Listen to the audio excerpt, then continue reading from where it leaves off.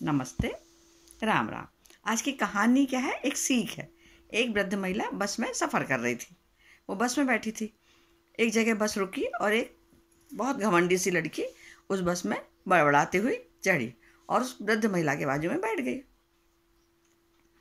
उस क्रोधी युवती ने, जो लड़की थी, उसने अपना सामान रखते हुए बुढ़िया को कई बार धक्का दिया, है ना, उनको वो करा, कई बार चोट पहुंचाई, पर बूढ़ी महिला चुपचाप बैठी रही और उसने उसका कोई उत्तर नहीं दिया। वो बड़बड़ाती रही, धक्का मुक्की करती रही महिला। जब उस लड़की युवती ने देखा कि ये बार बार मेरे इतना कष्ट कर देने पर भी ये कुछ नहीं बोल रही है, तो उसने पूछा कि आप चुप क्यों? आपसे कैसे रहा जा रहा है? मैंने आपको बैग से मारा है, आपने शिकायत क्यों नहीं की? बुजुर्ग महिला बहुत मुस्कुराते हुए बोली, असभ्य होने या इतनी तुच्छ बात पर चर्चा करने की कोई आवश्यकता नहीं है, क्योंकि आपके बगल में आपके साथ मेरी यात्रा बहुत छोटी है।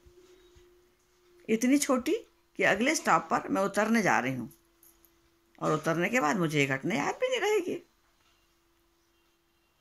देखिए उस व्यक्ति ने क्या कहा, उस बुजुर्ग महिला ने क्या कहा, इतनी तुच्छ बात पर चर्चा करने की कोई आवश्यकता नहीं है, क्योंकि एक साथ हमारी यात्रा बहुत छोटी है।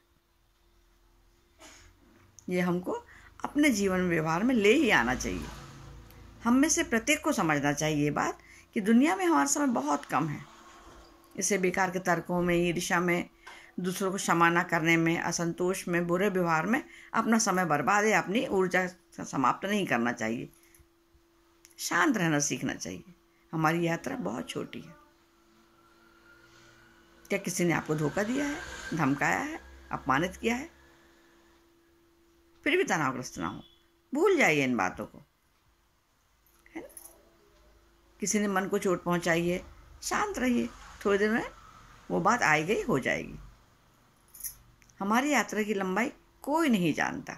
कोई नहीं जानता कि हम अपने पड़ाव पर कब पहुंचेंगे। दरअसल कहीं ना कहीं हर किसी को हमारी यात्रा पर रुकना ही है और हमारी यात्रा बहुत छोटी है। कोशिश करें, क्षमाशील बने। क्षमा करना अगर कठिन लगे तो कम से कम अपना ध्यान उस बात से हटा दें, और यदि हम उस बात से अपना ध्यान हटा देंगे तो हमारे मन में कोई क्लेश या दुखी नहीं रह जाएगा और हम मानसिक रूप से शांत हो जाएंगे। इसलिए दूसरों की गलतियों को क्षमा करने की कोशिश करें। अंततः हमें कृतज्ञता और आनंद रूप से ही रहना चाहिए, खुश रहना चाहिए हमेशा। हमारे पास मन को दुखी करने के लिए बहुत सारी बातें होती हैं, पर उसका समय हमारे पास नहीं है।